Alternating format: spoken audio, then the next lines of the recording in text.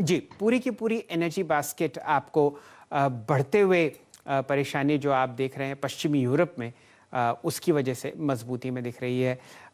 कुछ चिंताएं कि सप्लाई डिसरप्शंस आपको होते हुए दिखेंगे कोल सप्लाईज में, या कम से कम क्रूड ऑयल या नेचुरल गैस में। उस वजह से अनेक ऐसे काउंटर्स ना सिर्फ भारतीय बाज़ारों में लेकिन विदेशी बाज़ारों में भी जो उबलते तेल की वजह से बढ़िया मूव्स देते हुए दिख रहे हैं एनर्जी स्पेस में। इससे पहले कि हमारे नए फंडामेंटल विशेषज्ञ पार्थिव शाह साहब माइकअप हों, आपको ज़रा एक दौरा करवा देते हैं बाज़ार का। आशीष जी, अब आपके सामने निफ्टी 216 अंक नीचे है, 16,440। समझिए कि लगभग 600 अंक का कट आप बैंक निफ्टी में देख रहे हैं, 35,804। और आईटी इंडेक्स में आप 1.2% का कट देख रहे हैं, 33,072। अलावा मेटल्स के, जहां पर आप इंडेक्स के रूप में 0.6% की वृद्धि देख रहे हैं 5650 पर, आपको फाइनेंशियल सर्विसेज इंडेक्स में सबसे ज़्यादा गिरावट दिख रही है, 1.9% नीचे। ऑटो का इंडेक्स 1.7% नीचे। एफएमसीजी में 1.5% का कट। और आप देख रहे हैं कि जो ब्रॉडर मार्केट्स हैं 100, 200 और 500 शेयर्स के निफ्टी के इंडिसेस, वो आपको 1.3% नीचे ट्रेड करते हुए दिख रहे हैं। इस ओवरऑल ब्रॉड पिक्चर पर और परेशानी में एडवांस डिक्लाइन रेशियो जो आपके सामने स्क्रीन पर आता हुआ, जोड़ते हैं पार्थिव शाह साहब को। पार्थिव जी नमस्कार, शुभ दिन। क्या समझा रहे हैं आप अपने क्लाइंट्स और कस्टमर्स को? शुभ प्रभात शैल जी।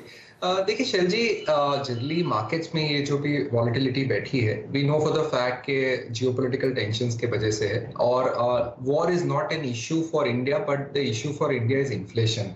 ये वॉर के वजह से ऐसी कंट्रीज में ये जो वॉर है जहाँ पे ऑयल की सेंसिटिविटी बहुत ही हाई है, और जो हमारे बास्केट पेंसिल हुई थी इन टर्म्स ऑफ एट $75-80, आज की तारीख में ऑयल करीबन $105 के आसपास चल रहा है। ये पूरा बजट का मैथ गवर्नमेंट का बिगड़ता है, और हम जानते हैं आज की तारीख में गवर्नमेंट रिलेटेड स्पेंडिंग पे हमारा देश काफी निर्भर है, तो उसके वजह से हम लोग देख रहे हैं ये वॉलेटिलिटी है। दूसरी बात जो मैक्रो फ्रंट पे बहुत ही इंपॉर्टेंट है इज आरबीआई कमेंट्री। अब तक आरबीआई कमेंट्री काफी डविश रही है, लेकिन हमारा ऐसा मानना है कि आने वाले 2 से 3 महीने के अंदर शायद आरबीआई भी अगर अपना स्टैंस चेंज करता है तो एक कैप लग जाता है इन टर्म्स ऑफ फर्दर री रेटिंग ऑफ इक्विटी। लेकिन ये जो वॉलेटिलिटी है बहुत ही बेहतरीन मौके देते इन्वेस्टर्स को वापस कैश डिप्लॉय करने के लिए। हमारा ऐसा मानना है कि आने वाले 2 से 3 महीने के अंदर एक स्टैगरिंग मैनर अप्रोच से ये मार्केट में डेफिनेटली कैश डिप्लॉय करनी चाहिए, बिकॉज हम जानते हैं कि ये शायद जो जियोपॉलिटिकल टेंशन है परमानेंट इन नेचर नहीं है। करीबन 6 महीने के बाद शायद ये वॉर के बारे में कोई याद भी नहीं कर रहा होगा। तो फ्रंटलाइन स्टॉक्स पे हमारी ज्यादा रुचि रहेगी। ये लेवल्स पे मिड और स्मॉल कैप से दूर रहने की हम लोग सलाह देंगे, और दूर रहने का रीजन ही ये है कि वैल्यूएशंस अभी भी इतने अट्रैक्टिव नहीं है, और सेंसिटिविटी टू इन्फ्लेशन ये सब स्टॉक्स के लिए ज्यादा भारी रहते हैं। और इन्फ्लेशन बढ़ने की वजह से जो वर्किंग कैपिटल की रिक्वायरमेंट बढ़ती है वो हायर इंटरेस्ट कॉस्ट पे आती है स्मॉल और मिड कैप शेयर्स के लिए, तो वहां पे वैल्यूएशन ज्यादा डीरेट होंगे, ऐसा हमारा मानना है। तो फ्रंट लाइन में भी बहुत सारे नाम है अलग अलग सेक्टर्स में जहां से इन्फ्लेशन की ज्यादा सेंसिटिविटी नहीं रहती, तो वो शेयर्स पर हम लोग बेट करने की सलाह देंगे। और 30% ऑफ कैश इन हैंड ये लेवल्स पे डेफिनेटली डिप्लॉय करना चाहिए। बाकी का cash in a staggering manner अगर हम ज्यादा नीचे के लेवल्स देखते हैं विद ग्लोबल अनसर्टेनिटी, तो वहां पे डेफिनेटली डिप्लॉय करना चाहिए।